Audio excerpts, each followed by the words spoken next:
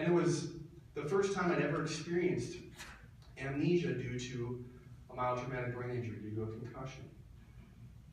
But it really began the process of noticing some cognitive changes. The process of my wife starting to finally go, okay, something's different here. Are you okay? Which was a question that I had never heard her ask until after that concussion in 2007.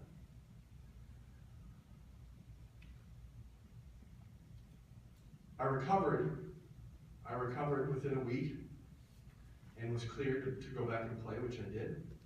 Went on to Cincinnati, and just a year and a half later, in training camp, was the final concussion that you saw here. I was knocked out for 90 seconds and was not cleared to go back to play for 8 months after that.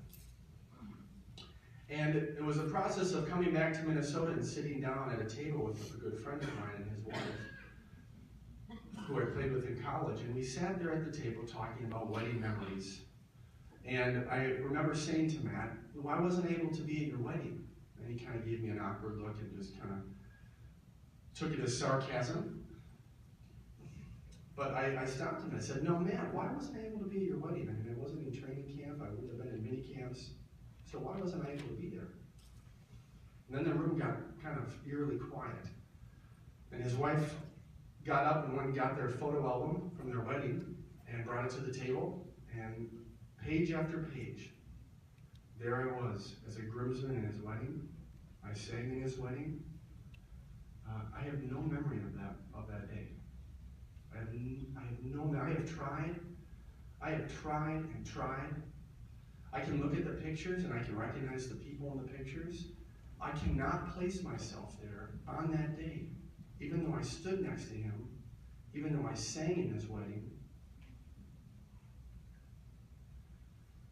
So that's when my wife and I really took a good hard look at, is it worth it to continue to play? We just had our first daughter, we just started a family. That is the moment that really began my advocacy for brain health. And when I spoke to the Senate Committee on Aging last year, here, I said that I didn't begin to care about my mind until I began to lose my mind. And it was true. Because for all of us, everything that is important resides and lives in the memories that we have. And to experience some of those memories being taken away was really beyond words for me. And over the last 5 years, as we've just seen, the nature of sports and at every level, the nature of how people react to this issue, there's a battle that goes back and forth between what we should do and what we want to do. And so I came to that realization, unfortunately, through this injury. But it couldn't have been any better. And what it has done, from an advocacy perspective, is it allows me to go and ask people this question. How differently would you live your life today if you knew the day you'd lose your memories? How differently would you live your life today if you knew the day you'd lose your memories?